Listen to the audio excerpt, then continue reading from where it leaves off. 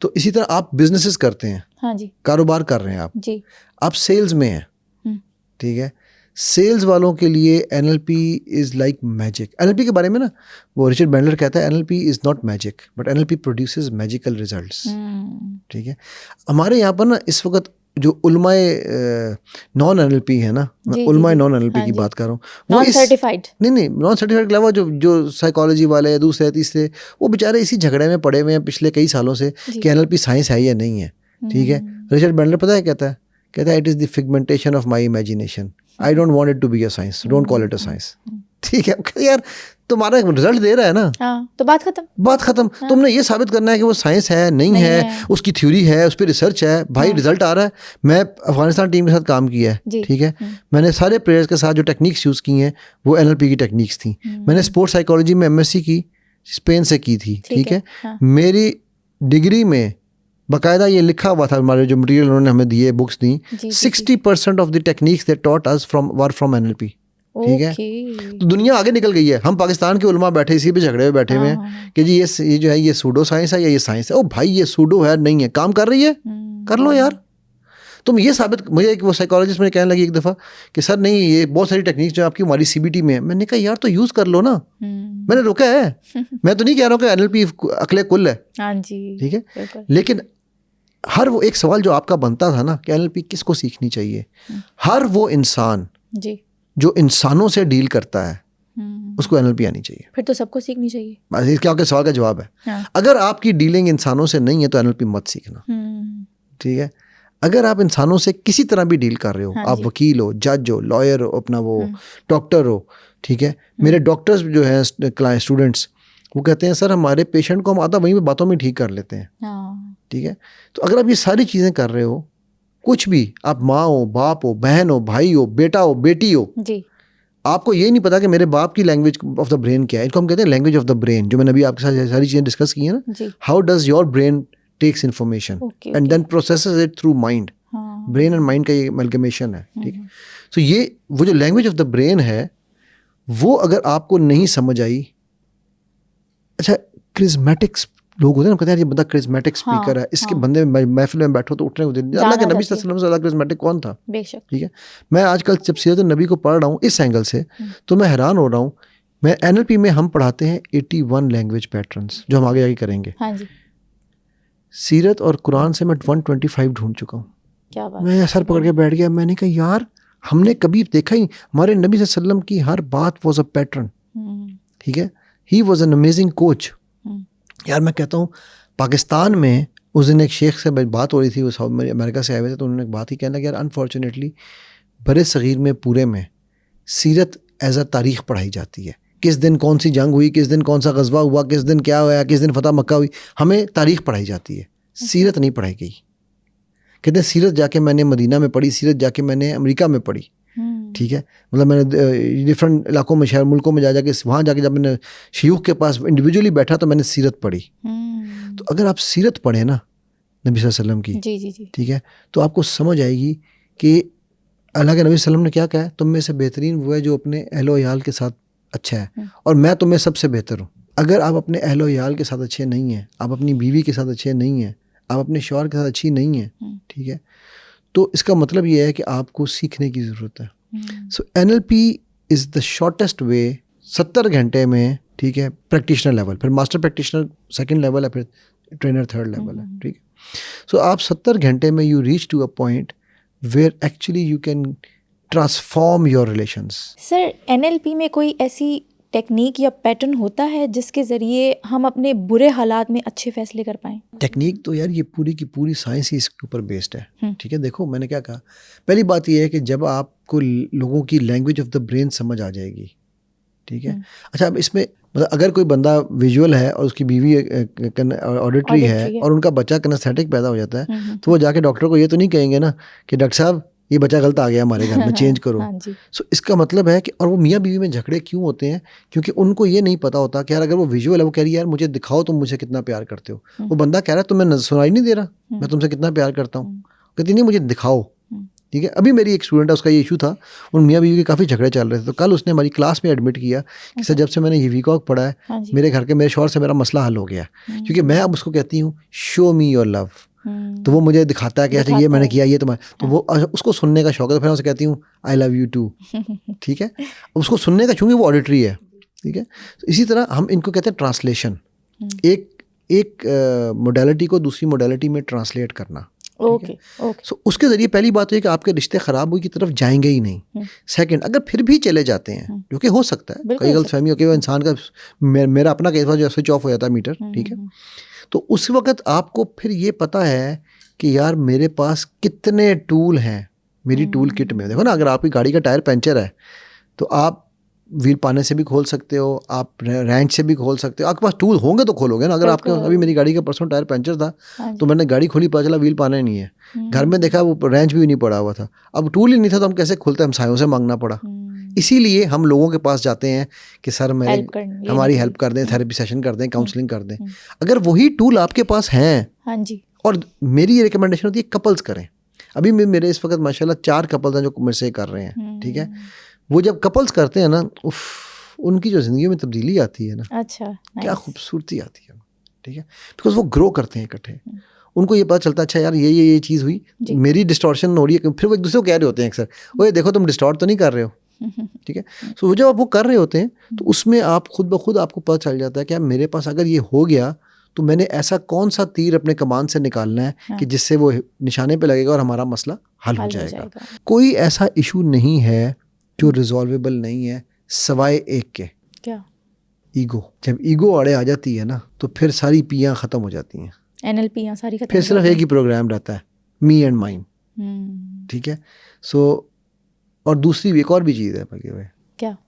जिसका इलाज हकीम लुकमान के पास भी नहीं है। कहते हैं इसका इलाज हकीम शक, हसद, मतलब ये जो चीज़ें हैं ना। अच्छा, इन चीज़ों का इलाज भी नहीं है NLP? इनका इलाज यार देखो है, मैं ये नहीं कह रहा कि नहीं है, लेकिन इन ईगो का इलाज है, ऐसा नहीं है कि नहीं है। लेकिन अगर कोई कराना चाहे तो पहली शर्त है, मेरे पास जब कोई क्लाइंट आता ना, मैं कहता हूँ किसने भेजा, खुद आए हो, चेंज होना चाहते हो, मैं कर दूंगा इंशाल्लाह अल्लाह के करम से।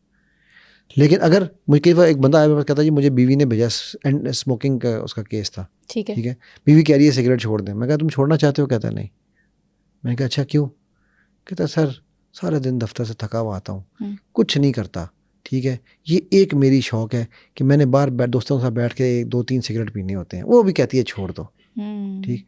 अब गैस करो, मैंने इसको स्टॉप स्मोकिंग का सेशन नहीं दिया, आया तो क्योंकि पहली बात वो खुद नहीं छोड़ना चाहता था। अलबत्ता मैंने एक काम और किया, मैंने उसको ये रूट कॉज ढूंढी कि वो ये क्यों करता है। रूट कॉज ये थी कि उसको थोड़ी देर के लिए दोस्तों के साथ टाइम स्पेंड करने के लिए कोई एक्टिविटी चाहिए।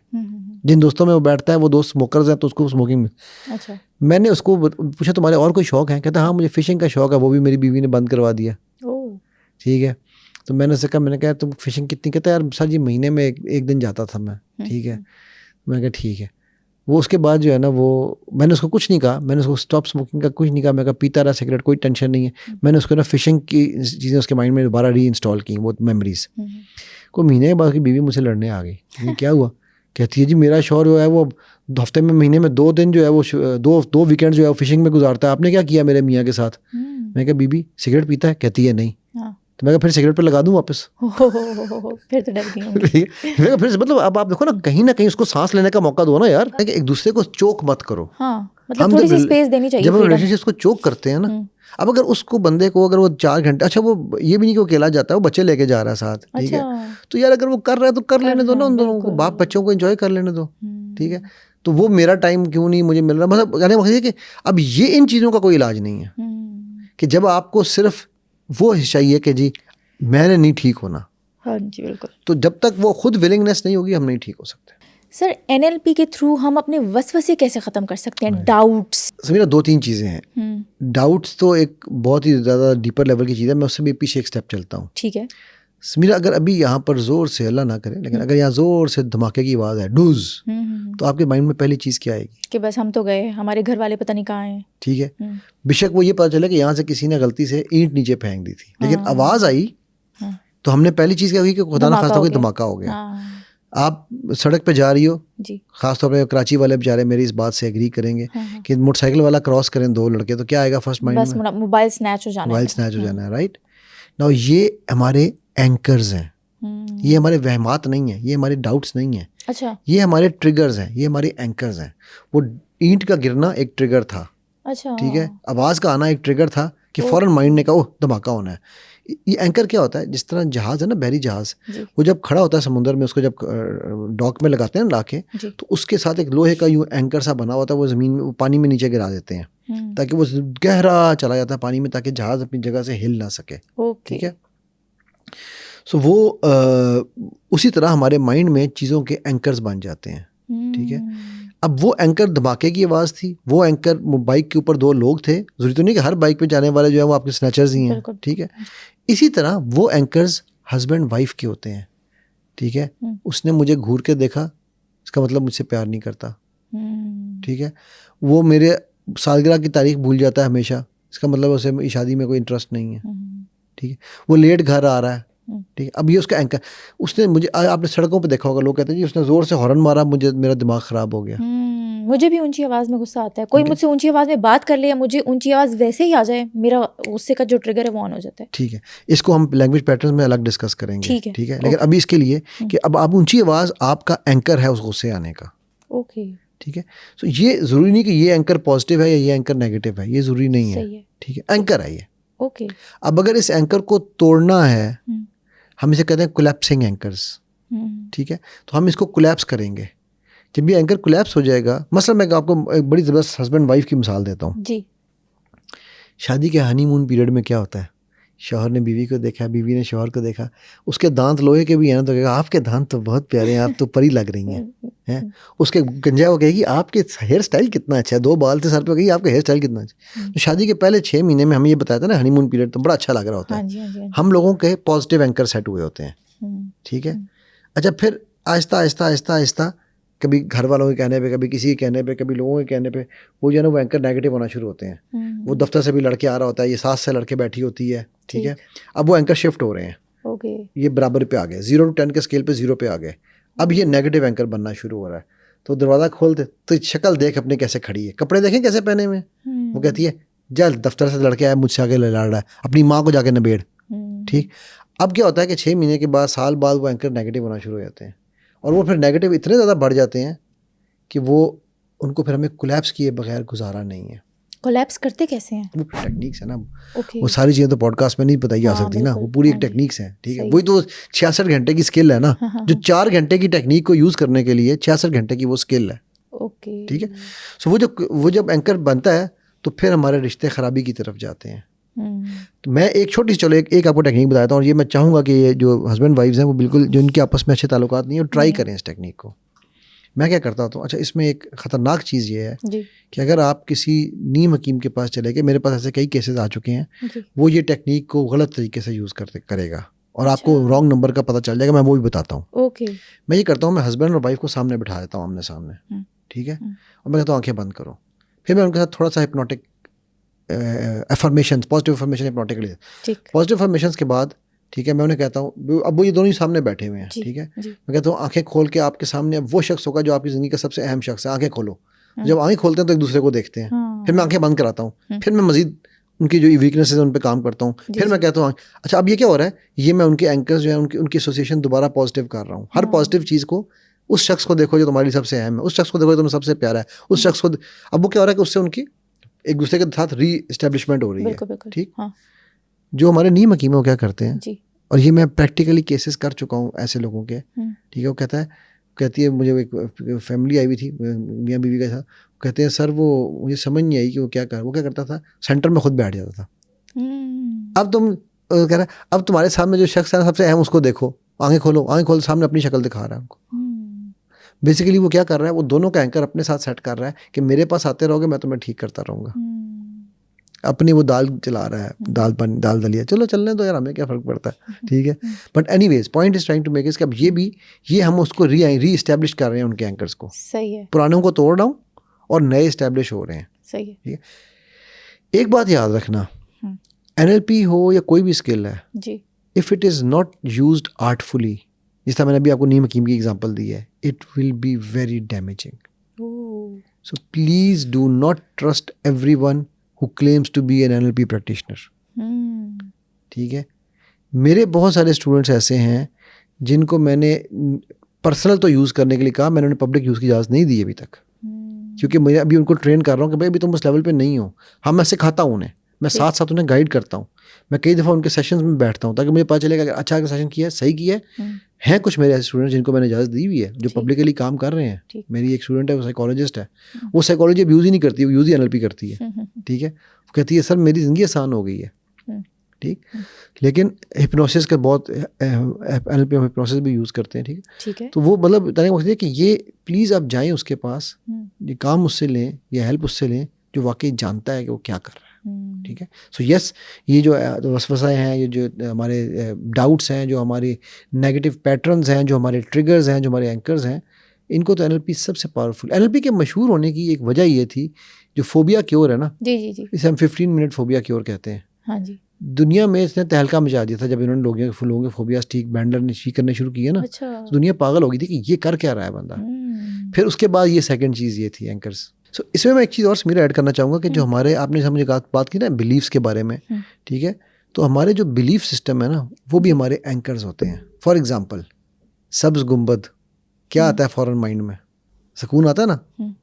ठीक है, काबा, अल्लाह का वो घर आ जाता है ज़हन में. ठीक है, ये हमारे एंकर्स हैं जो हमारे बिलीव्स के साथ जुड़े हुए हैं. ओके, ठीक है. बिलीव्स की दो मेन टाइप्स हैं, एक एम्पावरिंग बिलीव्स है, एक लिमिटिंग बिलीव्स है. अच्छा, एम्पावरिंग बिलीव्स इस्लाम भी हमें अलाउ करता है. मसलन एक बच्चे की पैदाइश होती है मदीना के बॉर्डर पे, जब अल्लाह के नबी सल्लल्लाहु अलैहि वसल्लम वहाँ बाहर बैठे हुए थे, खड़े हुए थे उधर पड़ाव डाल के. ठीक है, उस पैदाइश को सब सहाबा ने कहा कि ये बच्चा हमारे लिए गुड ओमन है, एक अच्छा निशानी है, और ये इमामे इन्होंने ये हमारे इस दीन को क्या कहते हैं, उस चीज़ की निशानी का हमारे दीन को अब तकवीत मिलने वाली है. ठीक है, तरक्की मिल. तो अल्लाह के नबी सल्लल्लाहु अलैहि वसल्लम ने ये नहीं कहा कि ओह ये बंद करो, ये क्या बात करो, बिल्कुल उसको इनकरेज किया, उसको कुछ भी नहीं कहा. ठीक है, so empowering belief, anything that empowers you, actually we never ever change, no matter how ugly it looks. अच्छा, वो शायद अब मतलब मेरा अगर फॉर एग्जांपल हमारा एक दोस्त था, जी. उसका ये बिलीफ था कि वो अपने ये बालों से यूँ खेलता था. ठीक है, यहाँ पर दो बाल पकड़ के, जब वो मसनद दाल की बात कर रहा हूँ जब हम पढ़ते थे, हाँ जी, तो वो अपने दो बालों पकड़ के ना यूँ खेलता रहता था. तो उसके वो था टॉपर. अच्छा, हम लोगों को बड़ी तप चढ़ती थी कि यार ये क्या मजाक है. एक दिन हमने क्या किया, शरारत की, हमने उसके हाथ बांध दिए. ठीक है, टांगे बांध दी, हाथ बांध दिए. यार वो रोने पे उतर आया समीरा, वो धाड़े मार मार कर रोया, कहता मैं नहीं पढ़ सकता, मुझे एक लफ्ज़ समझ नहीं आ रहा. अब उसका बिलीफ क्या था, मैं आंखों से पढ़ता हूँ, यहाँ से रेज आती हैं मेरे हाथ में, वो यहाँ से मेरे माइंड में चीज़ें डालती हैं. ओके, ठीक है. अभी उसका एम्पावरिंग बिलीफ था, इंतहाई बेहुदा है, इंतहाई बचगाना है, लेकिन उसको सारी जिंदगी इस बिलीफ ने ताकत दी है. तो you never change anybody's empowering belief. ठीक है, सही है. बट लिमिटिंग बिलीफ क्या है, उस हाथी की तरह कि जब वो बचपन में था उसको लोहे की जंजीर बांध दी गई थी. लिमिटिंग बिलीफ उस चूंटी की तरह है कि जो काला सर्कल के बाहर नहीं निकलती. ठीक है, कि वो हाथी का बच्चा जब वो बड़ा होता है तो उसको सिर्फ धागा बांधते हैं, तब भी वो नहीं तोड़वाता, क्योंकि उसका माइंड ये मान चुका है कि ये मैं नहीं तोड़ सकता. ठीक है, सो लिमिटिंग बिलीव्स ये है जो मेरे पास लोगों की कॉलें आती हैं ना, सर मैं तो कुछ नहीं कर सकती, सर मेरी बर्दाश्त अच्छी नहीं, सर मैं एनएलपी कर लूँगी, सर मैं सिल्वा कर सकता हूँ, सर मैं बॉडी लैंग्वेज सीख सकती हूँ, सर ये तो आप तो सर उस्ताद है ना, सर ये तो आप, ये सब लिमिटिंग बिलीफ्स हैं. सर मेरे पास पैसे नहीं हैं. मेरी एक स्टूडेंट है, बल्कि अगर कभी आपको मौका मिला तो उसको आप ज़रूर उसके साथ पॉडकास्ट करना, वो लोगों के लिए बड़ी इंस्पिरेशन है. ठीक है, वो माशाल्लाह बहुत अमीर फैमिली से है. ठीक है, सुनियारे की फैमिली है, जो कि सुनियारे की तो मिट्टी भी जो है सोना होती है. ठीक है, उसके वालिदैन ने उसको कहा कि हम तुम्हें क्या नाम अपना पीसी में खाना खाओ, दोस्तों को खिलाओ, कपड़ा महंगा से महंगा लो, लेकिन ये कोर्सेज नहीं कर सकती तुम, और स्टोरी बुक्स, यानी उसको शौक है सेल्फ हेल्प और ऑटोबायोग्राफीज पढ़ने का, ये किताबों में पैसे नहीं ज़ाया कर सकती. तो मुझे कहने लगी सर मैं तो एक कोर्स करना चाहती हूँ लेकिन मेरे अफोर्ड नहीं कर सकती. मैं कहा तुम्हें क्या आता है? मैंने कहा मुझे लिंक्डइन मैंने एक ज़माने में सीखी थी. तो मैंने कहा करो शुरू. समीरा इस वक्त अब ये लिमिटिंग बिलीफ है, हमारे बहुत सारे लोगों का ये लिमिटिंग बिलीफ होता है कि यार मैं तो स्टूडेंट हूँ, मैं कुछ नहीं कर सकता. वो 19 साल की बच्ची है. अच्छा, इस वक्त माशाल्लाह 3-3.5 लाख रुपए महीने का कमा रही है. ठीक, और घर वालों को भी खिला रही है. ठीक है, मतलब गिफ्ट्स भी लेके जाती है. ठीक है, महंगे जूते भी खरीद रही है, महंगी अपने पैसों से. अब क्या और उन्होंने कोर्सेज भी मेरे सारे किए हैं, माशाल्लाह। ठीक है। सो उसका वो जो लिमिटिंग बिलीफ था उसने उसको क्रैक किया, क्रश किया और उसने उसको चेंज किया एम्पावरिंग बिलीफ में, ठीक है। सो ये जो है ना, हम अपनी लिमिटिंग बिलीफ्स को तोड़ना, इनको समझना, ये भी हमारे एंकर से जुड़े हुए हैं। हमें लिमिट कर रहे हैं ना।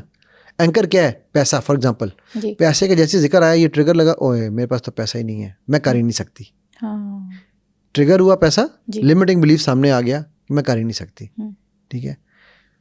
ये तो उस्ताद है, लिमिटिंग बिलीफ क्या आया सामने, ट्रिगर क्या है? उस्ताद कर सकता है, हाँ, मैं नहीं कर सकता। शागिर्द नहीं कर सकता, लिमिटिंग बिलीफ आ गया, ठीक है। ठीक है। So anchor and limiting belief go hand to hand, ठीक है। सो अगर आप इन सारी चीज़ों को हम डेफिनेटली इंशाल्लाह ज़िंदगी में चेंज कर सकते हैं।